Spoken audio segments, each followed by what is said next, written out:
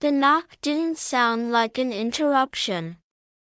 It sounded like a memory asking to be let back in. I stood there for a moment, staring at the door, already feeling something shift in my chest before I even touched the handle.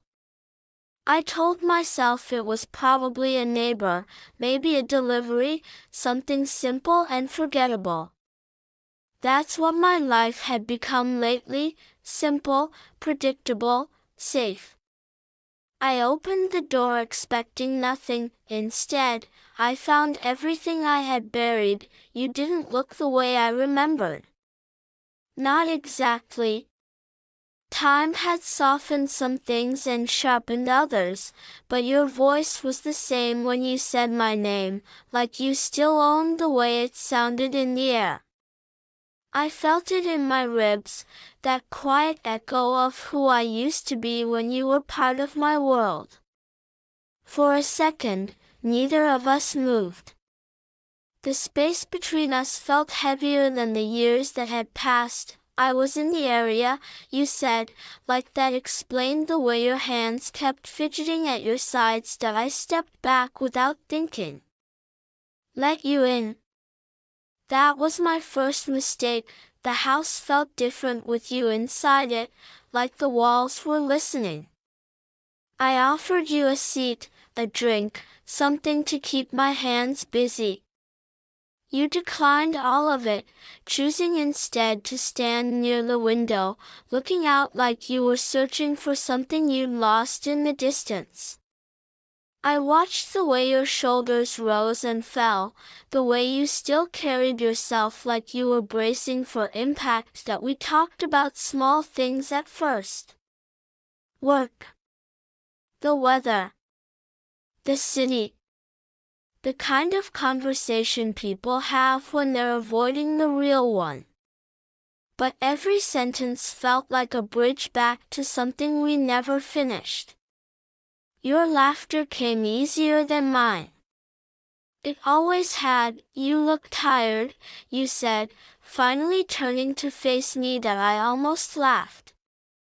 Not because it was funny, but because it was true in a way I hadn't admitted to myself. Tired of routines. Tired of being needed but not seen. Tired of pretending that comfort felt the same as connection. I've been busy, I replied, which was another way of saying I'd been empty. Your eyes lingered on me longer than they should have. Not in a way that crossed a line, but close enough to let me see where the line used to be. I felt the pull of it, that old gravity between us, subtle and dangerous. That I thought about my partner then. About how they would be home later, how they trusted me, how this house was supposed to be ours. The thought should have grounded me.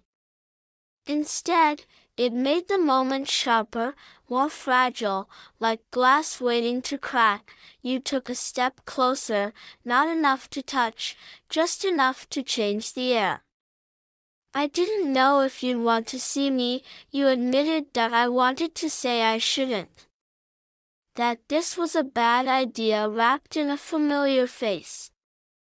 But what came out was, it's been a long time. We shared a memory without saying it out loud. A night. A promise.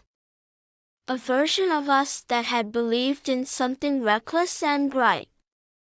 I felt it settle between us like a secret that never really stopped being ours. I heard you settle down, you said. That I nodded. Yeah. I did. You smiled, but it didn't quite reach your eyes. Are you happy? The question hit harder than I expected. I opened my mouth to answer quickly, confidently, the way people are supposed to. But the word didn't come. Happiness felt like a story I told others more than something I lived inside. I'm okay, I finally said. You didn't push. You never did. That was part of what made you dangerous, the silence stretched, not awkward, just full. I could hear the clock in the other room marking time I couldn't take back. I wondered what it looked like from the outside, two people standing too close, talking too quietly, holding on to something that didn't belong in the present. I didn't come to cause trouble, you said softly that I believed you. And I didn't. Because trouble doesn't always arrive on purpose. Sometimes it just shows up, wearing the face of someone who knows exactly where you're vulnerable. When you finally moved toward the door, I felt a strange mix of relief and disappointment. You hesitated with your hand on the handle, like you were waiting for me to stop you, that I didn't. But as you stepped outside, you turned back and said, "It was good to see you. Maybe we could talk again. Just to catch up." I nodded, even though I knew what catch up really meant. It meant reopening something I had carefully sealed. It meant inviting questions I wasn't ready to answer. When the door closed behind you, the house felt too quiet. I leaned against the wall, my heart moving faster than it should have for a simple visit. I told myself it was nothing. Just an old friend. Just a moment, but deep down, I knew the truth had already started to bend. That I reached for my phone, stared at the blank screen, and wondered which name I would type first. Then I whispered the lie I would keep telling myself for days to come, that it was harmless. I told myself the quiet after you left was a good thing. That it meant I had done the right thing by not stopping you, by not asking for more. But the silence didn't feel clean. It felt loaded, like a question waiting to be answered. My phone buzzed that night while my partner slept beside me, their breathing steady and unaware. I stared at the screen until it went dark again, pretending I hadn't seen your name flash there. The ceiling above me became more interesting than the message I knew was waiting. I rolled onto my side, facing away, like I could turn my back on the choice I had already made. In the morning, I read it, just a simple line. Did I make things weird? I typed back something safe. Something small. No. It was good to see you, that should have been the end of it. It wasn't. The messages started to find their way into the empty spaces of my day. While I waited for coffee to brew. While I sat in traffic. While my partner talked about their plans for the weekend. You never crossed a line with words, but you walked right up to it. You remembered things I thought time had erased. Songs we used to love. Places we used to go. The way I laughed when I was nervous, that I found myself smiling at my phone more than I smiled across the table. Guilt came later. It always does. It arrived in small, sharp moments.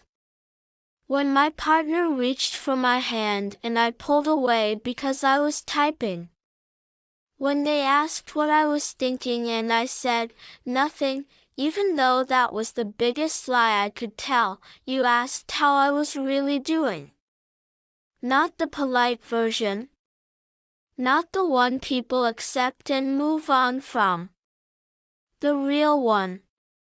I hesitated before answering, my thumb hovering over the screen, feeling the weight of how honest I could afford to be. That I feel invisible sometimes. I finally wrote. The reply came faster than I expected. I see you. That it shouldn't have meant anything. 2 words. But they landed in a place I didn't know was still empty. That we met again a few days later. Not at my house.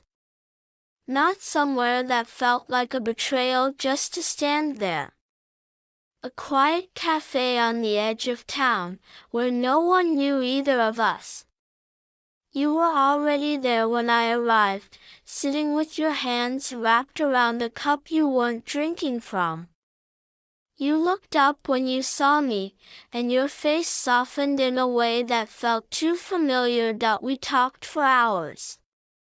About who we were now. About who we thought we'd be back then. You told me about the mistakes you'd made, the things you wished you could undo. I told you about the life I had built, careful and solid, even if it felt like it had stopped growing. At one point, you reached across the table and brushed your fingers against mine. It was accidental. At least, that's what we pretended. Neither of us pulled away right away. The contact was light, barely there, but it sent something through me that I couldn't ignore. That I thought about my partner's hand in mine, how familiar it felt, how safe. I thought about how your touch felt like a question instead of an answer. I should go, I said, even though I didn't move. You nodded. Yeah. Me too. But we stayed. On the way home, I rehearsed what I would say if my partner asked where I'd been. I hated myself for how easy it was to come up with something believable. I hated how natural the lie felt in my mouth when I finally used it. That night, my partner wrapped an arm around me in their sleep. I lay there, staring at the dark, wondering how I could be in two places at once. In this bed. In that cafe. In the past that had found its way into my present. You sent me a message before I fell asleep. I'm glad we did that. I typed back. Me too. The next day, I deleted the conversation. The day after that, I started a new one that I told myself I was just protecting something harmless. A friendship. A connection. I told myself that as long as I didn't cross a certain line, I was still the person my partner believed me to be, but secrets have a way of growing.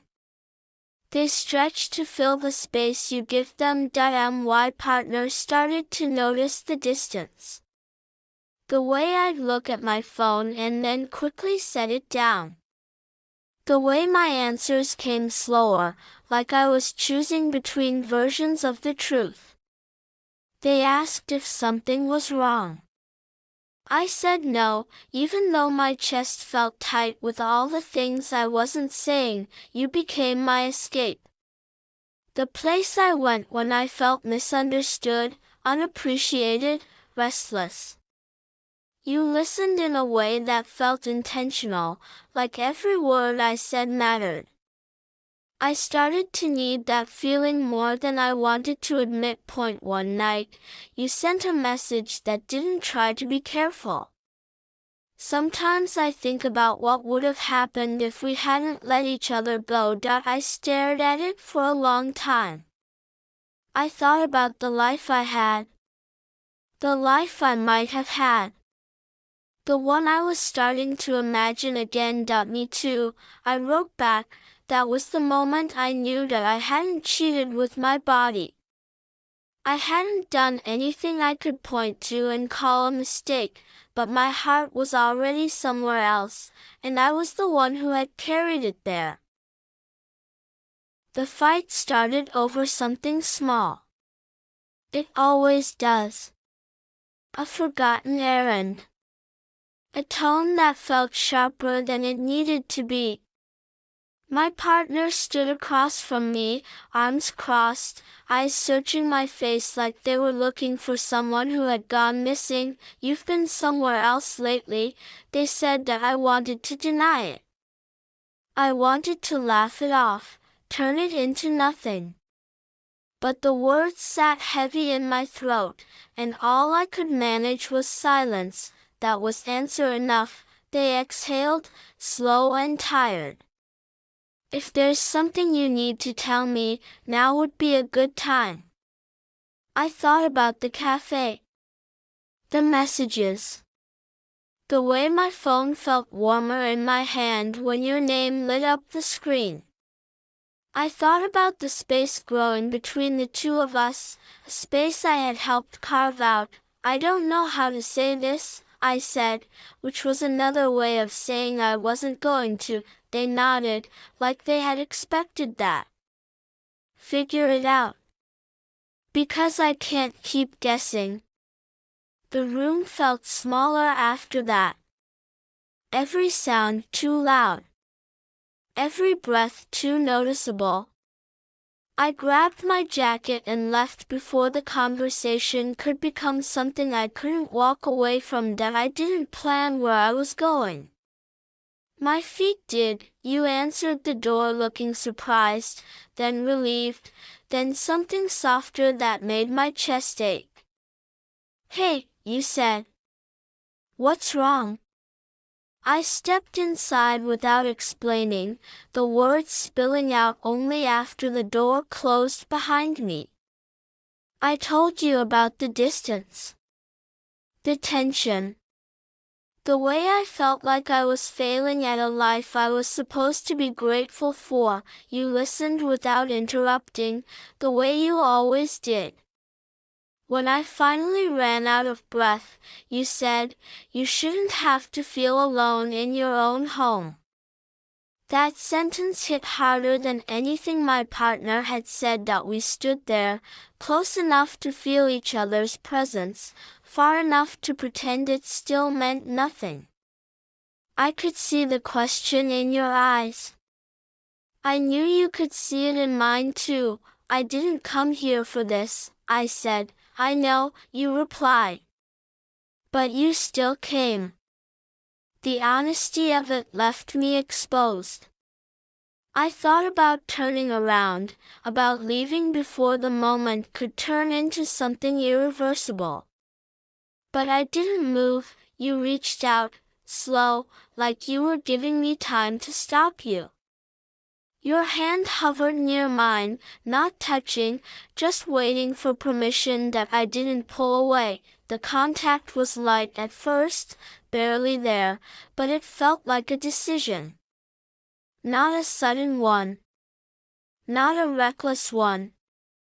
A quiet, deliberate choice I had been walking toward for weeks. My phone buzzed in my pocket.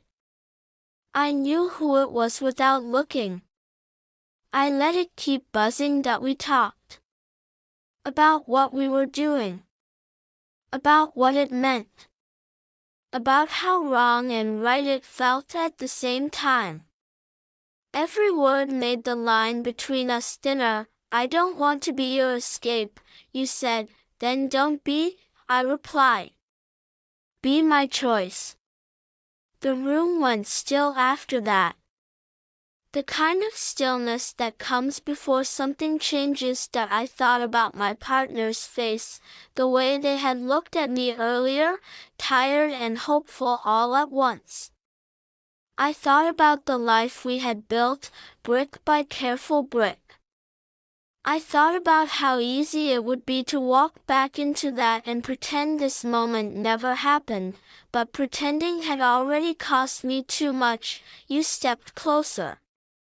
This time, there was no space left to hide in. I could feel your breath, your heartbeat, the quiet urgency in the way you said my name. I don't want to hurt anyone, you whispered. Neither do I said, and yet, there we were. The moment we crossed that final boundary wasn't loud or dramatic. It wasn't fireworks or grand declarations. It was quiet. Heavy. Full of the kind of weight you only feel when you know there's no easy way back. After, I sat there, staring at a spot on the wall like it might offer an answer. My phone buzzed again. This time, I looked. Are you coming home? My partner had written that. I didn't know how to respond. Every version of the truth felt like it would break something. You watched me from across the room, your expression unreadable. You should go, you said softly. That I nodded. I stood. I hesitated, like I had at your door days ago, only now the stakes felt impossibly higher. I don't know what happens next, I admitted. Neither do I, you said. But we can't pretend this didn't happen.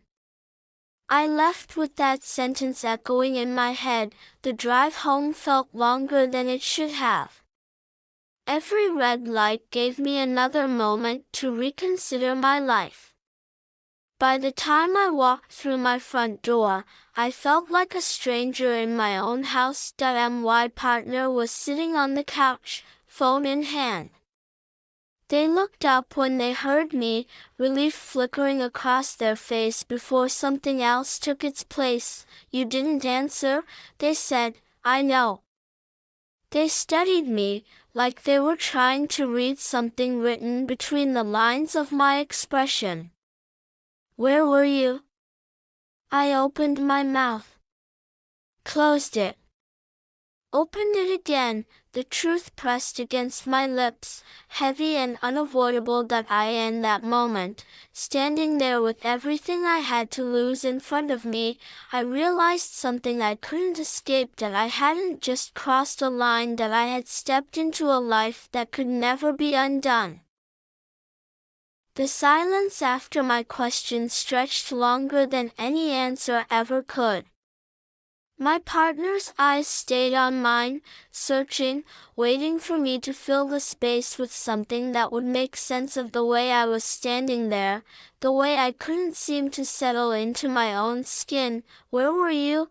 They asked again, quieter this time. That I swallowed. Every lie I had practiced felt flimsy now, like paper in the rain. Out, I said, and hated myself for how small the words sounded. They nodded slowly, like they were bracing for impact. With who? I didn't answer. I didn't need to. The truth had already started to leak through the cracks. They stood up, phone still in their hand. I saw the messages, they said. Not angry. Not loud. Just tired. That hurt more than if they had shouted. My chest tightened. How much did you see? Enough, they replied. Enough to know you weren't just somewhere else. You were with someone else. The room felt like it tilted. I reached for the back of a chair to steady myself, realizing I had been holding my breath. I never meant for it to go this far, I said, which sounded like an excuse even to me. They laughed once, sharp and humorless. That's the thing about far. You don't notice how close you are until you're already there. I wanted to explain. About the loneliness. About feeling invisible. About how it started as something small and safe. But every reason I reached for felt selfish when I saw the hurt in their face. So what now? They asked. That I didn't know. That was the honest answer. I had spent so much time thinking about what I wanted that I hadn't thought about what I would do when wanting became having. I don't want to lose you, I said. They shook their head. You already did. You just didn't feel it happen. Those words landed heavier than any accusation could have. I thought about all the little moments I had traded away. The conversations cut short. The nights spent staring at my phone instead of at the person in front of me. The way I had chosen a possibility over a promise. There was a knock at the door. We both froze. My partner looked at me, something like realization flickering across their expression. Is that them? I didn't answer. I walked to the door instead, my heart pounding so loud I was sure it could be heard from the other side.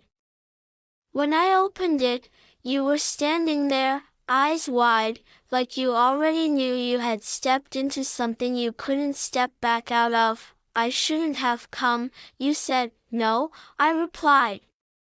You shouldn't have. But there you were. And so was everything I had created. My partners stood behind me, close enough that I could feel their presence like a weight on my back.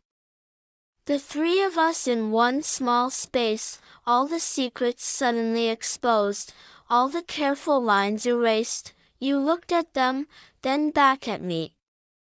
I didn't know it would end like this, you said. My partner let out a slow breath. Neither did I. But here we are. The air felt thick, charged with everything that had been left unsaid for too long. I wanted to reach for one of you, to pull something back from the edge. But my hands stayed at my sides, empty. This isn't fair, you said, your voice barely above a whisper. My partner nodded. You're right. It isn't. And somehow, we're all paying for it anyway. You took a step back, like you were already preparing to leave. I don't want to be the reason you fall apart. I almost laughed at that. Almost. You're not, I said. I am. You looked at me then, really looked, and whatever you saw made your expression soften. I cared about you, you said. I know, I replied. That's what makes this harder. You turned and walked away, the door closing behind you with a quiet finality that felt louder than any slam. My partner and I stood there in the aftermath, the house suddenly too big and too empty at the same time. They sank back onto the couch, rubbing their hands together like they were trying to warm themselves in a room that had gone cold. I don't know how to trust you after this, they said. I don't know how to earn it back, I admitted. They looked up at me, eyes tired but steady. Maybe you can't. Maybe some things don't go back to the way they were. The truth of that settled in slowly, painfully. I thought about the life we had planned. The future we had talked about in vague, hopeful terms. All of it now felt like something I had imagined rather than something I had built. I need time, they said, standing up again. I need space to figure out if there's anything left here. I nodded, even though every part of me wanted to beg them to stay. I understand. They grabbed a bag from the closet, moving through the house like a guest instead of someone who belonged there. At the door, they paused. I loved you, they said. I love you, I replied. They didn't correct me. They didn't agree either. They just opened the door and stepped out. When it closed, the silence that followed felt different from all the others. Heavier. Final in a way I couldn't talk my way out of. I stood there alone, the echo of two footsteps, one leaving, one already gone, ringing in my head. My phone buzzed in my pocket. I didn't need to look to know it was you. I held it in my hand, feeling the weight of every choice I had made, every line I had crossed, every door I had opened without thinking about what I would do once I was on the other side. For the first time since all of this began, I didn't reach for an answer. I just stood there, caught between the life I had destroyed and the one I didn't know how to live.